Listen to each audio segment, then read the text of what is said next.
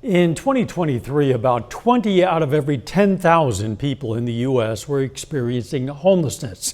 That's a 12% increase from the previous year. KOAM's Tanya Bach joins us with a closer look at the problem in part 2 of her special series, Beyond Homeless.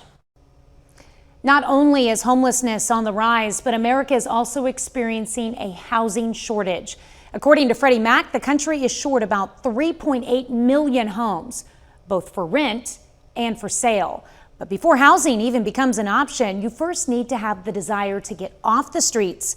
And a lot of times that means having the right person in your corner. We're already put down, their foot's already down on our necks. But you're already counting yourself out before you even try. No, you don't understand. I already did try. But then you got to try again. Trying to get off the streets and into a home in a city like many others in America that's experiencing both a housing shortage and a homeless boom. If I don't know them, I just tell them that, hey, I've been there too. Turn back the clock 12 years. Brian West was staying in a house in Pittsburgh with no utilities, borrowing electricity from his neighbors. I mean, I was basically homeless, living in a home. His turning point came after a run-in with the law. Life is precious, and I'm glad I just stopped wasting it.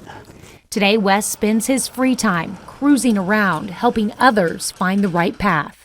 I don't know who you are, but I'm a recovered addict, bro. And I was just wondering if you wanted to talk about recovery for a second. Sometimes I'll see them and I'll plant a seed, and they might be high. They don't want to talk to me. So the next time I'll see them again, and I'll plant another seed. And 4 or 5, sometimes a year or two later, they start to become interested. Maybe they got arrested a few more times and life sucks a little bit more.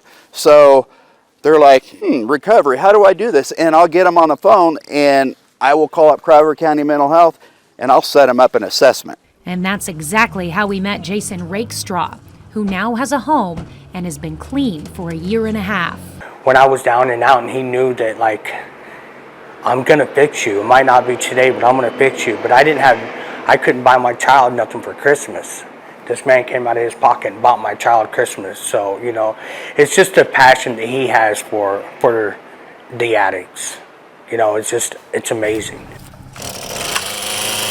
People see an addict, they shun them.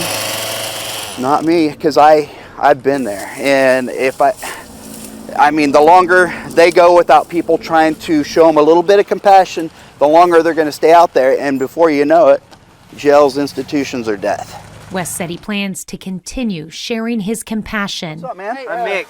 Nick. One conversation at a time. In the third part of my series, Beyond Homeless, we learn how one Southeast Kansas nonprofit is planning to build housing for the homeless in Pittsburgh. Tanya, thanks. I hope you'll join us tomorrow night at 6 for that final piece in Tanya's special report, Beyond Homeless. You can watch the first 2 segments again on our website, KOAMnewsnow.com.